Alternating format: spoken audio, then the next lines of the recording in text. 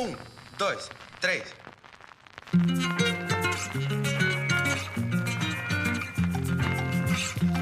Caetano Veloso, o disco de 1969, conhecido como Disco Branco, ou ainda aquele da capa branca assinado, é o segundo disco solo de Caetano Veloso. Gravado em um pequeno estúdio na Bahia, quando Caetano já estava sob a vigilância da ditadura militar, o disco teve arranjos e produção feitas por Rogério Duprat em um estúdio de São Paulo. Com clássicos como Irene, Não Identificado e Atrás do Trio Elétrico, o álbum de 1969 é como um marco entre a fase do tropicalismo e a fase pós-tropicalista, que seria marcada pelo exílio de Caetano e Gil em Londres. Eu sou o Renan Guerra e hoje estou aqui com um convidado mais que especial. Bem-vindo, Maurício Pereira. Oi, Renan. Oi, queridos ouvintes. Tudo bom? Tudo. Esse foi um disco que você escolheu, né, Maurício, pra gente papear aqui um pouco sobre ele. E eu achei uma escolha muito interessante, porque a gente tá num ano em que o Transa faz aniversário, né? E é um disco do Caetano que as pessoas gostam muito. Elas são muito apaixonadas. E eu acho legal a gente falar de outras coisas do Caetano que também são interessantes e são importantes, né? Sabe que eu nasci em 1959. Então esse disco saiu quando eu tinha 10 anos.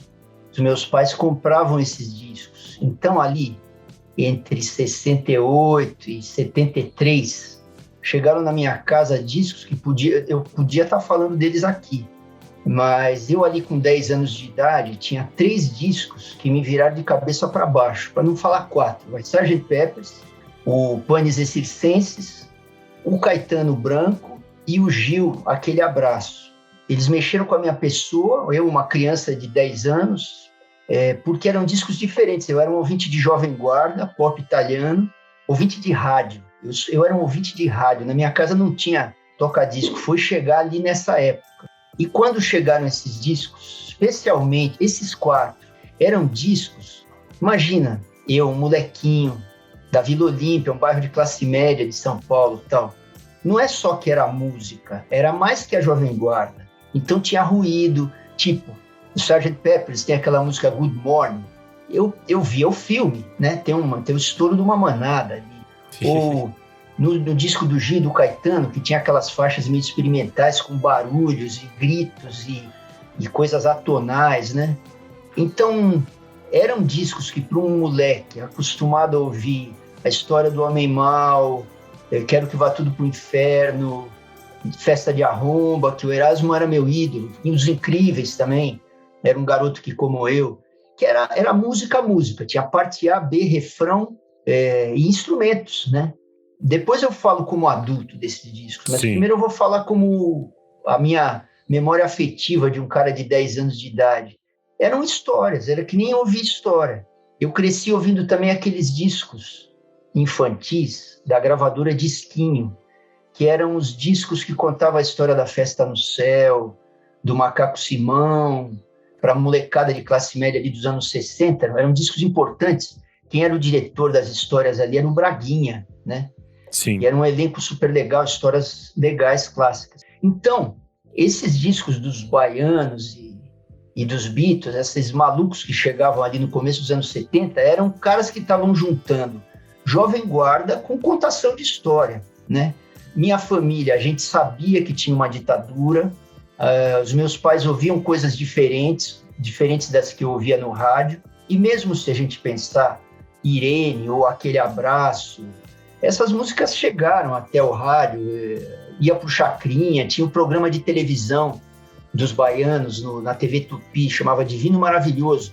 Quando eu conseguia ficar acordado, porque o programa era segunda, super tarde, eu estudava de manhã, então quando eu conseguia ficar acordado, eu assistia os baianos sentados, cantando, né? Então esse disco do Caetano, ele é muito forte para mim. Mesmo sendo criança, dava para sacar que tinha umas letras diferentes. Tem uma coisa que eu acho, como um músico, um pensador amador, filósofo amador, eu acho assim, a gente no Ocidente, de tanto a gente ouvir o sistema tonal, quando a gente tem 3 anos de idade, o campo harmônico maior já está dentro, eu podia dizer que já está dentro da orelha da gente, mas não, ele está dentro do cérebro da gente, mas não, ele está dentro da alma da gente.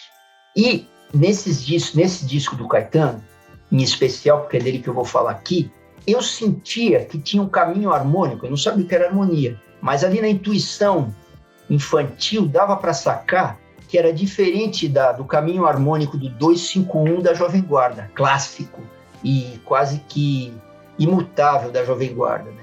E sonoridades diferentes, então tinha reverbs, ecos, a Jovem Guarda, que era a coisa que eu ouvia, e mesmo o pop italiano, eles eram muito chapados, né? Sim. Tinha o reverb padrão, guitarra, baixo, bateria, teclado, eventualmente a orquestra.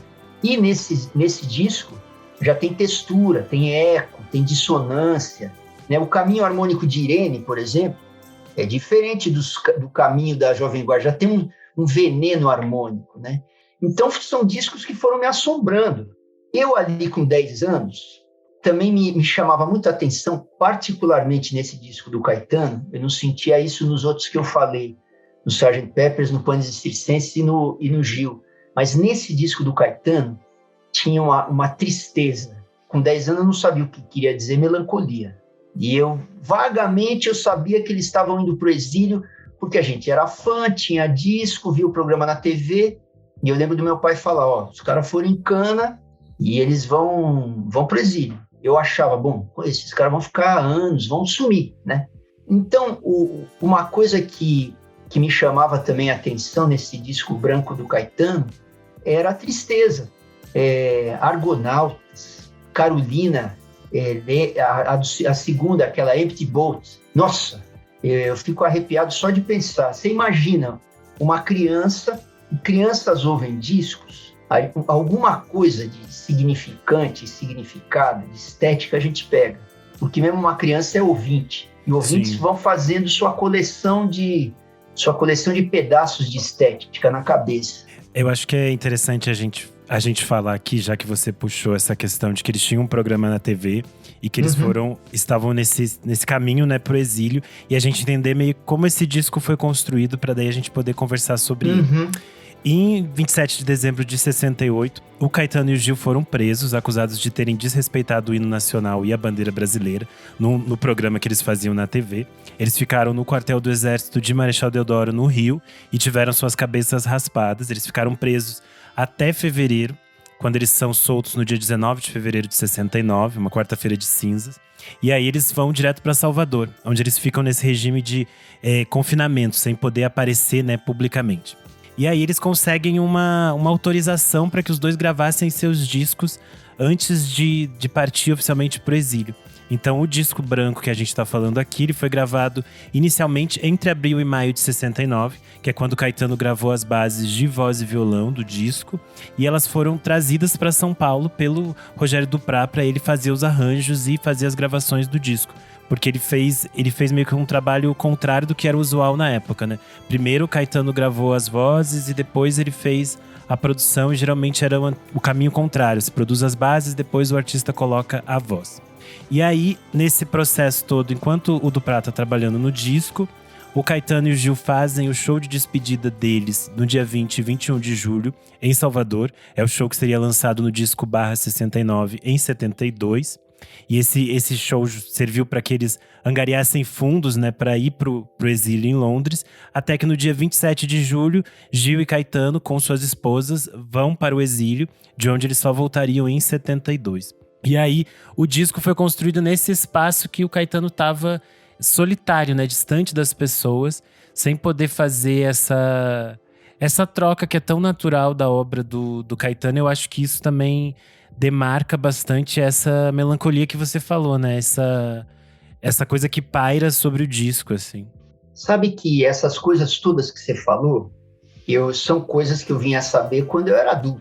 Então, quando eu ouvi lá, eu sabia claramente, a gente sabia da ditadura, porque não era todo mundo. Se eu andasse no meu bairro ali, tinha gente que… Ditadura? Que ditadura?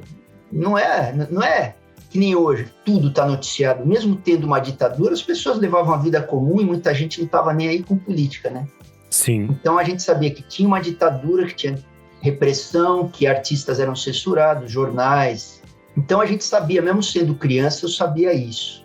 Tinha essas emoções de ouvir o disco, algumas referências que tinham a ver com Jovem Guarda, Beatles e música de rádio, eu tinha também. Alguma coisa sobre texto, que eu de 10 anos, eu devia estar saindo da 4ª série e indo para o 1º do ginásio. Então, alguma coisa ali com essa idade a gente sempre leu, né? Você sempre leu. Então, eu vou dar um corte nas minhas memórias infantis. Sim. E considerar um pouco sobre isso que você falou. Eu só vim a sacar que o Caetano estava realmente triste ali, porque eu demorei para ler sobre isso. Quer saber, eu nem gosto muito de ler sobre coisas que eu tenho uma impressão forte na infância, que eu quero ficar com essa imagem de infância. Mas, quando eu tinha uns 17 anos, eu tinha uns amigos mais alternativos, e a gente foi ver, 17 ou 18 eu devia ter, a gente foi ver uma temporada de shows do Jorge Maltner, longa, no teatro, eu acho que chamava Teatro APA, na Rua APA. Rua APA é uma ruazinha que sai da Rua das Palmeiras, cruza a Avenida São João ali, perto da estação Marechal do metrô. Então a gente foi várias vezes ver esse show do Maltner, como sempre o Maltner acompanhado pelo Nelson Jacobina. Era um show que tinha 1h30 de música, só que o Maltner passava um filme que ele fez em Londres, nesse exílio, chamado O Demiurgo. E nesse filme Demiurgo, cara, levava 3, 4 horas essa sessão de Maltner lá no teatrinho. Eu lembro de ter uma vez que eu dormi, falei, cara, não aguento mais, vou dormir um pouco, quando acabar o filme, vocês me chamam, eu ouço o show. Mas o que chamava atenção nesse filme, O Demiurgo, que são imagens do exílio do Gil, do Caetano, em Londres, nessa época de 70 e tal, era o Caetano, ele estava sempre meio sonado, meio alheio, realmente, você olha o cara e fala, meu, esse cara está sofrendo demais, né? Eu acho que isso tem a ver um pouco com uma visão quase infantil que eu tenho do Caetano Veloso, como uma espécie de um herói nacional. Eu Sim. entendo ele como um grande filósofo brasileiro, porque é o cara que sofreu a ditadura na carne, porque foi exilado, sofreu a ditadura na alma, porque ele sentiu a tristeza de ter sido arrancado da linha evolutiva do pop que ele estava propondo. E, num certo sentido, ele é aquele velho filósofo que traz o veneno para os jovens, o Platão, vai. Então, seguindo o Caetano Veloso, como se eu seguisse um velho sábio ou um velho cheio de dúvidas, eu vinha ouvir com mais atenção o Bob Dylan, eu vinha entender melhor o que significavam os Beatles, ou Bola de Neve, ou Odair José. Essa coisa do Caetano mostrar para nós jovenzinhos ali, um espectro cultural que vai desde o Odair José até o Augusto de Campos, isso não tem preço na formação, né? Na intelectual da gente. Então, primeira coisa, quando eu vi o filme aos 17, 18 anos, eu saquei realmente, o Caetano estava muito triste. Não era só que eu estava sentindo isso. A outra coisa que me chama a atenção, hoje é muito fácil você fazer um disco, tecnicamente, é muito fácil você fazer um disco, você grava o violão clicado, aí você manda para o maestro do outro lado do mundo e ele fecha isso. Então, uma coisa que é legal de vocês que estão ouvindo a gente sacarem, é que não tinha computador em 1969. O Rogério Duprat provavelmente foi para Salvador, pegou as fitas de rolo, multicanais, com o Caetano cantando e o Gil tocando violão, veio para São Paulo, e não é que ele tinha um programa de gravação digital que ia sincronizar o tempo todo. Não. Sim. O cara precisou pôr numa máquina de rolo, escrever os arranjos, botar a orquestra para tocar junto, né? Então é um trabalho técnico muito interessante. Pelas pesquisas que eu li, explica que eles foram para Salvador com o aval da gravadora para fazer essa produção dos discos, tanto do Caetano e do Gil. Só que eles chegaram lá e viram que não tinha nenhum estúdio com condições técnicas porque eles estavam pensando em Salvador. E aí foi uma ideia do Duprat que eles gravassem as vozes e essas bases e ele trouxesse para cá. E é surreal mesmo, como você falou, essa questão técnica, como ele consegue fazer todo esse processo separado, né? Quando eles já estão, Gil e o Caetano já estão nesse outro processo indo para o exílio. É importante para a gente que é músico. Eles tinham um metrônomo, então isso se sincroniza ouvindo. Não é que nem hoje, a máquina sincroniza para você, o computador sincroniza. Sim. Isso é uma coisa. A outra coisa que eu acho porque sempre me espantou, a qualidade desses discos que a Philips fazia na virada ali da década de 60 para 70. Se eu vi Elis, se eu vi Gil, tem um monte de coisa da Philips, nossa, a qualidade técnica é fabulosa, né? Sim. Aí você pensa, estúdios, esse disco tem, nós estamos falando 50 anos atrás, estúdios eram clássicos 50 anos atrás. Eles tinham a mesma máquina que tinha em Nova York, tinha aqui. O mesmo microfone, o Neumann, o mesmo microfone clássico que tinha em Nova York, tinha aqui. Então, era diferente também de hoje. Você tem 500 jeitos de microfonar ou 500 jeitos de captar, né? Não, tinha as máquinas clássicas boas de rolo e os microfones clássicos, que era, sei lá, meia dúzia, uma dúzia. O que o George Martin fala nos documentários sobre os Beatles é o que tinha no mundo inteiro. Onde tinha indústria fonográfica, tinha aqueles equipamentos bons. E eu vejo que no Brasil tinha bons técnicos fazendo a captação clássica de discos. Entre a metade dos 60 e vamos dizer, o fim dos 70, onde tem esses discos clássicos não só de repertório, mas também de captação, de produção. A bateria captada assim, o reverb soa assado. São discos clássicos. Se você ouve esses discos em termos fonográficos, em termos de produção, é que nem você vê esse teatro grego e o Shakespeare, né? Muito o padrão da indústria, né? Então, me chamou a atenção, quando eu soube que eles gravaram separado, pela qualidade final, né? A voz do Caetano tá maravilhosa, você vê que é gravado close. Eu não me tocava isso na época, mas depois eu pensei, a gente se esforça aqui para ter um calor na captação da voz cantada, de deixar a respiração. Isso nem todo mundo fazia antigamente, né? Sim. Você ouve o Caetano respirando, em Carolina, ele faz, o ar vem, né? E isso não é uma coisa que acontecia em todos os discos antigos. Muitas vezes se cortava a respiração, né? E essa sujeira estética que adiciona calor expressivo, isso está completamente presente ali no Caetano. Um exemplo interessante é em Irene, né? Que a faixa começa, aí tem uma parte que é como se o Gil errasse alguma coisinha, eles param, eles dão risada e eles retornam, e isso foi mantido no disco. E cria esse calor mesmo que você falou, essa intimidade que a gente tá ouvindo, alguma coisa muito verdadeira, digamos assim. Isso já é logo na abertura do disco, né? Cria o calor, e se você pensar que isso aconteceu em 1969 no Brasil, que eu via Jovem Guarda e, sei lá, samba canção, música caipira, samba, vira o mundo de cabeça para baixo. Sim. Porque um disco, a gravação num estúdio, ela é feita para nada dar errado e para todos os erros serem ocultados, escondidos, polidos com flanela. De repente, os caras escancaram. Então quase que uma declaração de princípios, de dizer, a vida real está chegando e ela tem uma força também. Ela precisa invadir a arte, porque senão a arte fica muito engravatada, né? Então, eu nesse disco, tem um monte de coisas que me chamavam a atenção e chamam. Um pouco é a ruidagem de respiração, saliva, palhetada de guitarra. A outra é a ruidagem intencional.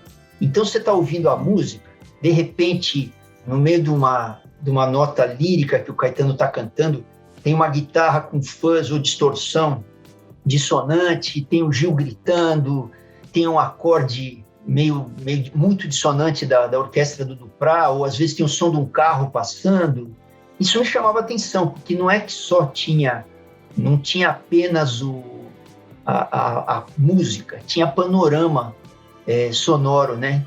E eu acho que isso impressionava o ouvinte. Certamente isso aí devia ter algum parentesco com poesia concreta, com o cinema do Glauber Rocha, sabe? Às vezes a música parecia um filme, né? Tem aquela música falada do Caetano ali, que tem hora que eu entendo, tem hora que eu não entendo. Na época, isso eu não consigo lembrar o que eu achava. Não parecia nem as vozes deles, né? É curioso a gente pensar, você falou isso de que é como se fosse… Tem essa coisa meio de cinema, de todas essas referências. E tem todas as experiências que ele estava vivendo também, né? A gente pensar que ele passou esse tempo preso. E a gente sabe o quanto essa experiência foi…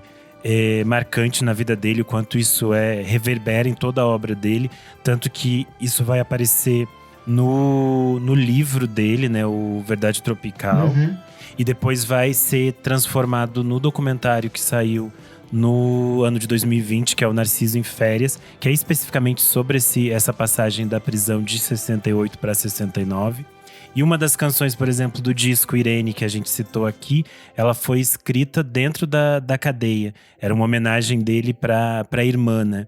Então, acho que é muito curioso como todas essas coisas que ele estava vivendo desembocam nesse disco de uma forma muito forte. Porque se a gente pensar, tem muitos clássicos, muitas músicas muito marcantes que depois vão ganhar muitas versões em outras vozes, né? Que vão ser influentes em diferentes momentos. Por exemplo, Não Identificado tinha sido gravado pela Gal, depois a Bethânia sempre vai cantar. Os artistas vão voltar nela. O Atrás do Trio Elétrico virou um clássico do repertório dele também. Então é muito simbólico como nesse pequeno espaço de tempo ele escreve coisas tão fortes e que reverberam durante tanto tempo, né? Não, é interessante que você imagina um artista brasileiro com uma mente utópica, criativa, um cara muito bem informado, antenado com todas as coisas do mundo, certamente sabendo que eles estavam fazendo algum tipo de revolução, porque o tropicalismo estava funcionando, né?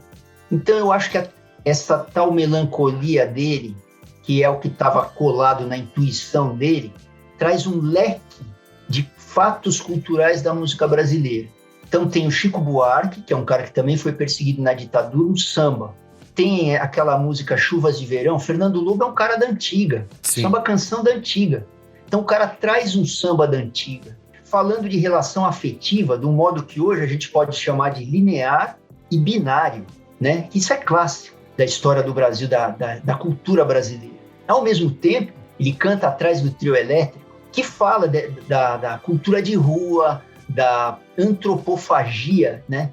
Do frevo baiano comer a guitarra elétrica e gerar carnaval. Então, mesmo semi-deprimido, ele carimba o valor da alegria na nossa cultura. Aliás, é engraçado, coincidência, é legal deixar claro para o ouvinte que a gente está conversando aqui, nós estamos no meio do ano de 2022, né?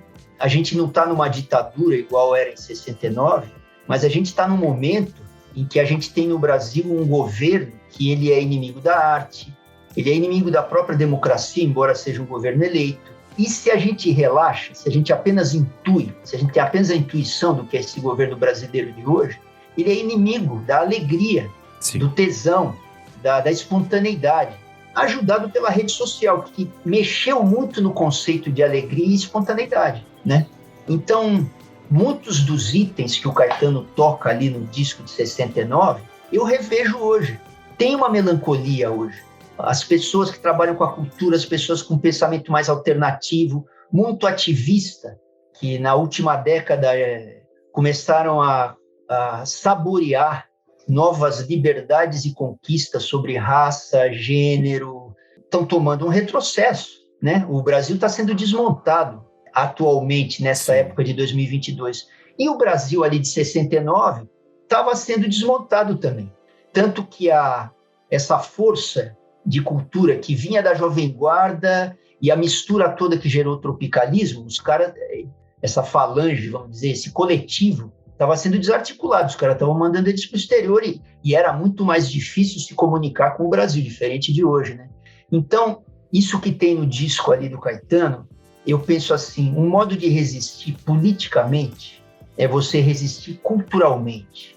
E eu acho que um modo de resistir culturalmente, muitas vezes, eu acho que muito que cultura é afeto. Então, o Caetano cantando uma canção do Fernando Lobo, como Chuvas de Verão, ou cantando a alegria do carnaval baiano, sabe? Ele está colocando em cima da mesa cercada pela ditadura, valores da alegria, do tesão, do afeto, da cultura, da tradição de um povo, com todas as contradições, violências e injustiças, mas é um povo que, pela mistura toda, sempre foi um povo da festa. E é simbólico que eles cerceiam a própria imagem do Caetano, que eles entendem o quanto ela é forte e impactante para as pessoas. Tanto que é o primeiro ato que eles fazem com o Caetano na cadeia, cortar o cabelo dele. Sim. E depois é de proibir a presença pública dele. Tanto que algumas dos textos que falam sobre o disco identificam que provavelmente a capa branca apenas assinada é por uma questão de não poder se trabalhar tanto com imagens de fotos do Caetano naquele momento. E aí isso prova um pouco dessa forma mesmo deles tentarem tirar essa imagem do Caetano. Vamos deixar ele gravar um disco, mas ele não vai poder aparecer nos lugares, ele não vai poder falar sobre esse disco, e a gente não quer ver fotos dele circulando. É bastante simbólico, porque ele era uma imagem muito forte para uma geração, né? Esse é um mistério maravilhoso da arte, da expressão artística. Sabe aqueles filmes do Schwarzenegger? Eu acho que era o Exterminador do Futuro, que matava o cara era feito de mercúrio, ele se refazia. Exterminador do Futuro 2. A arte é assim, cara. Não pode a foto? Aí o cara inventou uma capa branca com a assinatura dele e ela é um chute na cara de todo mundo. Coincidentemente, o disco que eu tô lançando agora, que é um disco de releituras, chamado Micro, ele tem uma capa branca também. Gozado que quando eu resolvi fazer a minha capa branca, eu não pensei tanto no Caetano Veloso, mas eu pensei mais no disco branco dos Beatles. Que também provavelmente era uma referência pro Caetano, né? Porque eles tinham lançado um pouco antes. Certamente, porque o Caetano era um artista com uma mente mundial, planetária, né? Sem deixar de ser brasileiro até a medula em todos os momentos. No meu caso, é muito simples o que eu pensei. Eu pensei que, como eu sou um cara muito da letra, tem muita história, tem muita coisa cifrada nas minhas letras, eu sou um letrista, eu sou quase barroco, sou obsessivo. Eu nem faço videoclipe. Eu acho assim, dane-se, o videoclipe está dentro da letra. Vai na letra e faz o seu próprio videoclipe. Então eu quis usar uma capa branca para me livrar de qualquer conotação, de não dar nenhum significado a mais. É uma tela em branco para o ouvinte desenhar as músicas com a própria imaginação. Não acho mesmo que seja o caso do Caetano. Até porque eu estou falando uma coisa só. O Caetano, em especial, entre o tropicalismo e ali nos anos 70, cada nova aparição que ele fazia eram 20 coisas ao mesmo tempo. Sim. Né? O Caetano era multidisciplinar e ele jogava muitas ideias ao mesmo tempo. Sempre ele estava propondo as contradições que tem entre a alta cultura e a cultura de massa, que é, não por acaso, a música que fez ele ser um sucesso comercial, entre aspas, foi a música do Peninha, nesses últimos anos aí. Né? Um cara que cantava qualquer coisa, qualquer gênero, qualquer artista, olhando para o trabalho concreto do cara. E a gente sabe que o consumidor mais intelectualizado de música, ele é chato, ele é preconceituoso. Certamente, quando o Caetano apareceu com o Odair José, teve cara que virou a cara pro Caetano, né? Sim. E essa guerrilha o Caetano nunca parou de fazer. E ali atrás era mais importante ainda. Imagine isso em 1970, né? Então primeiro, da alta cultura, entre aspas, com a cultura popular, da cultura de massa com a cultura tradicional, modernidade com a tradição, e mesmo a coisa de comportamento, que é realmente a coisa que ali fez a ditadura encrencar com o Caetano.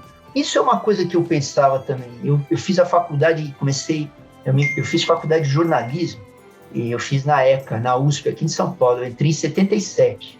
E a gente estava na rebarba do que aconteceu no começo dos anos 70, ainda era ditadura. Sim. Ali. Na verdade, na minha classe tinha caras mais à esquerda, menos à esquerda mais tradicional, tipo Partido Comunista, bem caretão, de esquerda mais caretão, tinha os negros mais porra louca. Depois que o Fernando Gabeira foi escrever aquele livro, O Crepúsculo do Macho, questionando por que a esquerda era tão progressista politicamente e tão careta em costumes, né? Mas o fato é, na minha cabeça ali de pré-adolescente, já adolescente nos anos 70, eu pensava, por que eles prenderam o Caetano e o Gil e não o Geraldo Vandré e o Chico Buarque? Tudo bem, o Vandré e o Chico Buarque também foram para o exílio, mas num primeiro momento, os caras que tinham os textos das letras explicitamente políticos eram o Vandré e era o Chico Buarque, né? Aí eu fui sacar isso uma vez que eu participei de uma mesa que entrevistou o Odair José, porque o Odair José também foi censurado ali. Tem o livro daquele professor Paulo César, né, que fala dos bregas, entre aspas, que foram censurados pela ditadura, Paulo Sérgio, Odair José, sei lá quem. Nessa entrevista, o Odair José fala que um belo dia, o general Golbery do Couto e Silva, que era o cara, vamos dizer, ele era a inteligência da ditadura. Sempre o Glauber Rocha falava dele. Sempre. Hoje não, hoje nós estamos nessa ditadura disfarçada, não tem inteligência. Isso é o que me estranha nesse governo atual. Tem zero inteligência, Sim. QI é zero.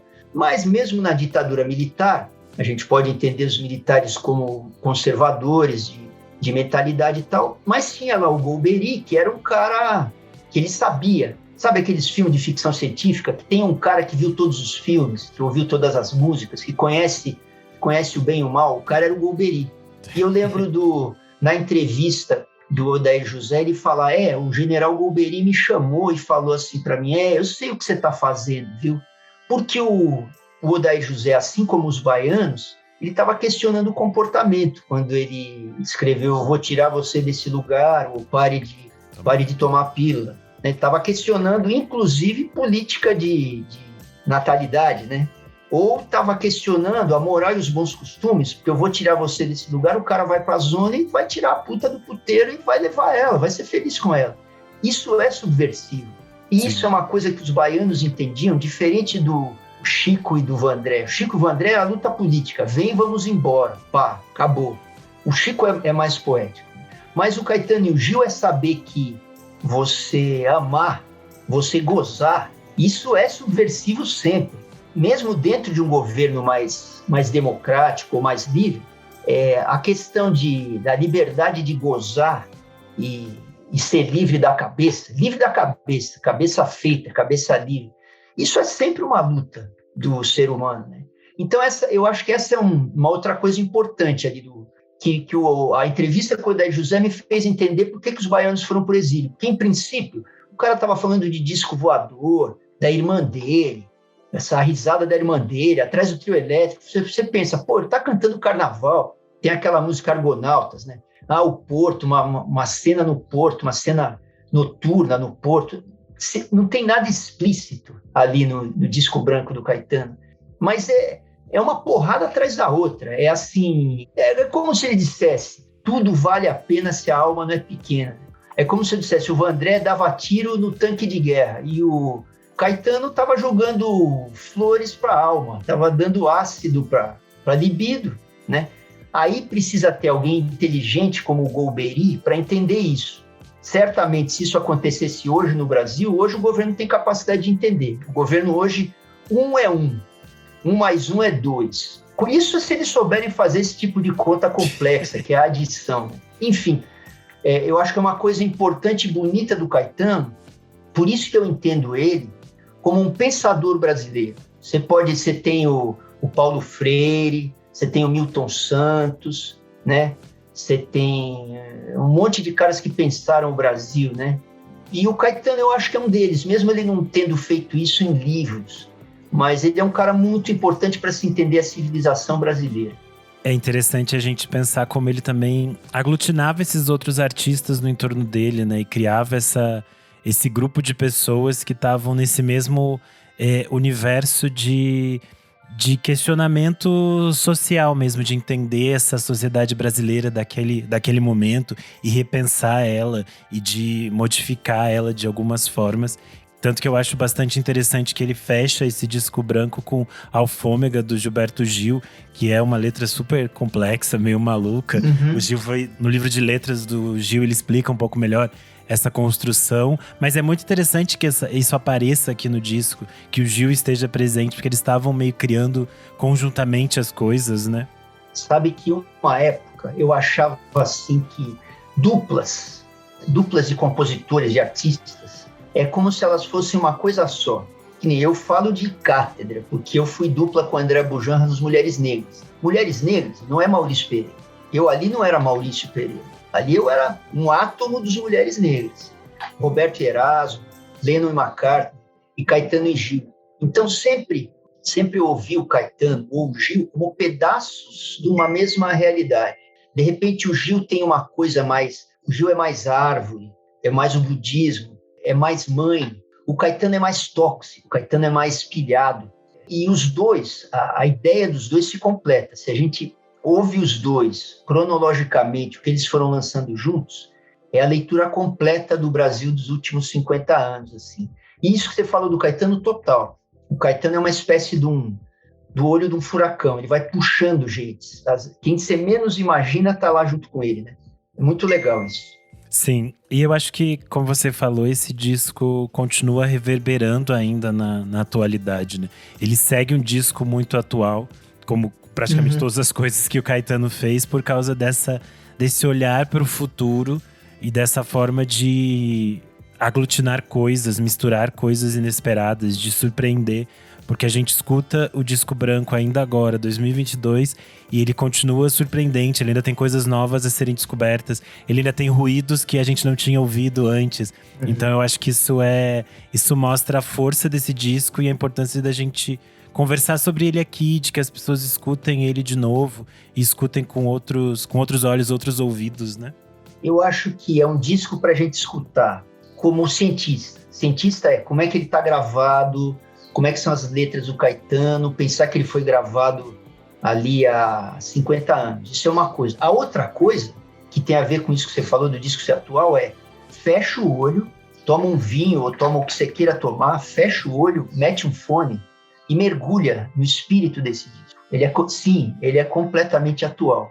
E eu acho que uma das coisas, aí eu vou falar de psicoacústica, uma coisa que faz esse disco ser completamente atual, se você pegar os discos do Caetano ali dos anos 80, tipo, sei lá, Velô, tem um momento em que a sonoridade do disco ficou meio datada, né? Sim. Nos anos 80, estavam chegando novos instrumentos eletrônicos, tudo é lindo, tudo é maravilhoso, para falar a palavra do poeta. Mas tem coisas que ficam datadas e coisas que não. Ali, nesse começo de anos 70, os discos eram gravados de uma maneira clássica. O que faz você ouvir o disco hoje e não te chamar a atenção de falar, pô, isso está datado. Eu, como artista independente, que tenho que bancar meus próprios discos, talvez por ter ouvido esses discos clássicos ali dos anos 70, da primeira metade especialmente, sempre eu pensava isso quando eu fui gravar as coisas depois dos Mulheres Negras. Porque Mulheres era um caso à parte, mas depois que eu tinha que bancar meus discos, eu pensava assim, bom, vou gravar um disco independente com as minhas canções, pode ser que gravar um disco sendo artista independente seja igual você ser um náufrago numa ilha deserta e você lança uma mensagem na garrafa. Logo, se levar 50 anos para essa mensagem ser encontrada, eu tenho que produzir esse disco com uma sonoridade que funcione daqui a 50 anos. Geralmente, para você ser entendido no futuro, você não tem que pensar para o futuro, você tem que pensar para o passado, você tem que ser clássico. Quem falava muito para isso era o pai do André, o Antônio Abujamra. Ele via a gente, às vezes eu estava lá na casa do André ensaiando e a gente trocava umas ideias. O Abujamra, um cara de formação clássica do teatro, né? Ele era meio iconoclasta, ele é meio provocador, né? Ele fala, não, vocês não precisam saber nada que está acontecendo. Se vocês souberem, lerem os clássicos, vocês têm o agora, né? Então, na música, eu acho que tem isso também. Se a gente ouvir os clássicos, se ouvir o Hendrix, se ouvir os Beatles, os Stones, se você ouviu o Caetano e o Gil, você conheceu, sei lá, o Noel Rosa, o Martinho da Vila, ou mesmo os clássicos de coisas mais populares, sei lá, o Tonico Tinoco, sei lá quem, você tem noção do que vai acontecer no futuro todo. Então, eu ali, como produtor independente, que tinha que produzir um disco razoavelmente bom, com pouco dinheiro, e imaginando que às vezes podia demorar 10 anos para ele ser ouvido, eu pensava, eu vou construir meus discos com baixo, bateria, piano e guitarra. Porque esses instrumentos, eles estão acima e abaixo da moda. Daqui 30 anos, eles soam. Não vai ter maneirismos de efeitos, reverbs e que tais, né? Então, no meu caso, por uma coisa prática. Ali no caso do Caetano, eu acho que, como você pegar o disco do Gil, Elis, Tim Maia, toda aquela gente que gravou Milton Nascimento, ali no começo, Secos e Molhados, no começo dos 70, ali eu acho que não tem exatamente uma escolha. Eu acho que ali tem o fato de as grandes gravadoras terem o equipamento clássico, como eu falei agora há pouco, com grandes técnicos. Sim. Então, eles construíram música durável. A mesma coisa de você construir um carro de plástico ou um carro de aço. O de plástico dura uma temporada, você faz bonito no verão, depois você joga ele no reciclável. Um Mercedão velho de aço, você anda dali 80 anos, se você quiser usar, você mexe nele.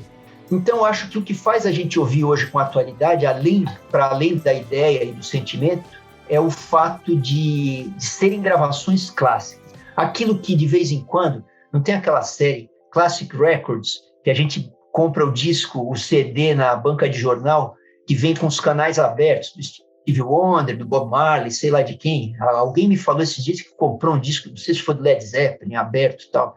A gravação clássica, até o ano 3000, se tiver software, ela é indestrutível, né? Então, por sorte, eu acho que isso é um acaso da história, porque eu não sei o quanto o Caetano e o Gil e essa turma toda estava consciente que eles estavam produzindo os discos de uma maneira clássica que funcionaria para sempre. Eu acho que a gente fechou de uma forma maravilhosa esse papo sobre o Disco Branco de 69. E eu queria aproveitar, Maurício, para que você convidasse as pessoas para ouvir o seu novo disco, falasse um pouco sobre ele também. Esse espaço é seu para você falar sobre suas redes sociais, onde as pessoas te encontram, o streaming, onde compra, onde tem show, essas coisas todas. Então, eu estou lançando agora o meu 8º disco solo, que se chama Micro. O Micro é um disco em que eu sou acompanhado apenas, se é que eu posso falar apenas, pelo guitarrista Tonho Penhasco. Então, um disco de guitarra e voz só, em que eu estou cantando, recantando, estou relendo canções do meu repertório todo, desde Mulheres. Esse disco surgiu de um jeito meio besta, coisa de artista independente guerrilheiro. Quando eu lancei os meus últimos discos, sempre com banda, de uns 10 anos para cá, você tem dinheiro para fazer o disco em São Paulo, alguma lei de incentivo te leva para algum festival e tal, mas na hora de cair para a estrada, eu tinha que fazer uma formação menor. Então eu catei o Tonho, que é um velho parceiro meu, e falei, Tonhão, vamos de guitarra e voz, a gente faz o meu repertório todo e o repertório do último disco, tá? Aí faz estrada, toca num hostel, no quintal de uma hamburgueria vegana, toca no subsolo de um coworking, toca num pátio, toca nisso, toca naquilo outro. O fato é que, com anos de estrada, 2 tiozinhos que nem a gente, o que era para ser um disco barato de guitarra e voz para eu tocar em qualquer canto e voltar com dinheiro para casa, acabou ganhando alma. O Tonho foi achando um instrumento para me acompanhar, que é uma guitarra que ele mesmo construiu, chama Semi, é uma semiacústica que ele construiu, chama Semi. E eu fui achando um jeito de cantar de acordo com os arranjos que ele fez, que são arranjos livres. Então, você ouve uma banda inteira quando o Tonho está tocando. É um músico da cabeça muito livre, da formação clássica de instrumentista muito sólida. Então, esse trabalho ganhou força na estrada. Na pandemia, eu falei, vamos registrar. Então, o Micro é isso. É um pequeno trabalho de 2 tiozinhos, um que é um cantor, poeta, no caso eu, e o outro que é um guitarrista cuja mente não tem limite. E é isso, o Micro é isso. Agora a gente está saindo para fazer shows por aí. O melhor jeito de vocês saberem onde vai ter show é entrar no meu Instagram mesmo, @Maurício Pereira Músico, ou no Maurício Pereira, que é o meu Facebook, é o jeito mais fácil. Ou entrar no meu site, lá tem contato. O fato é que nas redes sociais eu vou avisando onde eu vou tocar e tal. Então eu quero fazer shows maiores agora, em São Paulo. Depois eu vou cair na estrada Micro, para honrar esse disco. E eu quero voltar a fazer subsolo de hostel e terreiro de coletivo em cidades do interior. E é isso, vamos que vamos. Maravilha. Quero agradecer muito sua participação, Maurício. E pedir aos ouvintes que sigam a gente nas redes sociais, @podcastvfsm, no Instagram e no Twitter. Você também pode apoiar a gente no padrim.com.br/podcastvfsm. A partir de R$5 você tem acesso aos programas especiais com bastante antecedência. Pode assistir algumas gravações, tem outras vantagens. É isso. Agradecer então a presença do Maurício e até a próxima. Obrigado pelo convite. Isso aí, beijão para todos. Sorte.